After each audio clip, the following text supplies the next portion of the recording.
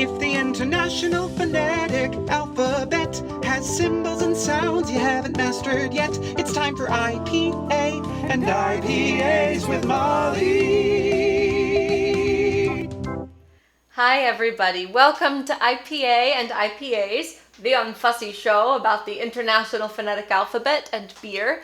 I'm Molly from Molly Does Dialects, and tonight we are going to talk about the concept of devoicing. What is it? What does it mean? How do you mark it? Don't worry, I'll tell you. But first, what am I drinking? I have to be honest, it's very hot in Texas where I am, and I turn my air conditioning off to shoot these videos so it doesn't interfere with the sound. And beer it wasn't gonna do it for me. It sounded really bad. So I picked instead a Topo Chico hard seltzer in the flavor strawberry guava.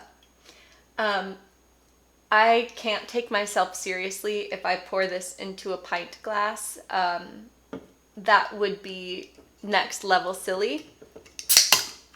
So I'm just gonna drink it out of this can and we're gonna call it good. It smells incredibly fruity, as you would probably want from a strawberry guava flavored spiked seltzer. Cheers, everyone.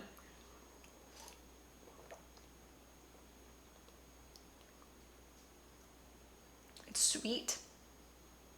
It's refreshing. It tastes like it tastes like a Starburst. So if you're into that, try it. If you're not, probably not for you. Whatever you're drinking, cheers. So, devoicing. Devoicing is the idea of taking a voiced consonant and kind of scooting it towards its unvoiced counterpart. So for example, we can take the cognate pair z and s, z and s, right? Z and s. And a lot of words that are plural end with the z sound, a lot of words, right? But what happens in actuality is most of us don't say a lot of words that are plural. We tend to take our z and make it a little bit more s-like. We tend to devoice the z. And how you mark that is with this diacritic. Put a small circle underneath the consonant that you are devoicing. So what that's saying is that it's not necessarily a z, but it's not all the way to a s. It's somewhere in the middle. So, for an example, we'll take the word eyes, and the final s in the spelling of this word is a z sound when you put it in phonetics. Eyes, eyes. But most of us don't say eyes. We say eyes. But we don't say ice, ice. So eyes, ice, eyes. It's sort of in the middle. Devoicing is actually one of my favorite diacritics, and I'll tell you why. My last name is Wetzel. W-E-T-Z-E-L. And when I was learning phonetics, I knew that I didn't say z, Wetzel, but I also didn't say s, Wetzel. Well, I guess sometimes I do when I'm speaking really fast. I was like, there has to be something in between. And so what's happening is that the t before the z, t, is an unvoiced consonant, right? And so it takes the z, the t that's unvoiced, grabs the voiced z and like drags it down to its level. I'm kidding. There's no, better or worse. It's just what it is when we transcribe. So I think that this, Wetzel, probably describes how I say my last name, which is why I love this diacritic so much. There are other places that we use this diacritic. I think about words like twice.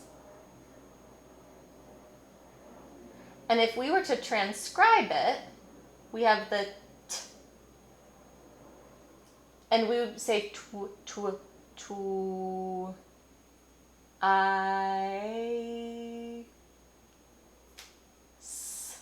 twice. But I'm not saying twice. I'm saying twice. There's this kind of extra aspiration around the W because of the T sound, because the T is voiceless, twice. So I think a more accurate way to represent that would be to devoice that W, twice. Another example that follows the exact same, kind of pattern is the word quick.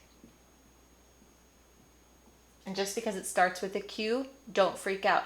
Think about the sound you're making when you transcribe it. So, k, wick, right? It's not my best. Quick. Oof. Same idea. K is a voiceless sound, and leading into that W, quick, quick. Especially if you get that puff of air, quick. You might be saying a devoiced W, quick, twice, eyes. And there you go. That is the concept of devoicing. I hope you learned something tonight. I hope you are staying cool wherever you are. If you have any questions for me, let me know in the comments below. Let me know if you hear devoicing in your everyday life. One of the fun things that I love about phonetics is that once I learn about a concept, I start to hear it everywhere around me, and I think it's awesome. Tell me what you're drinking. Tell me what I should be drinking. Subscribe to this channel on YouTube so you don't miss a video. And I will see you next week for more IPA and IPAs, even if I'm drinking a seltzer. Cheers, everybody.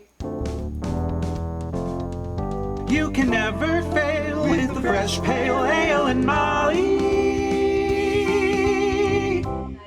A Topo Chico hard seltzer.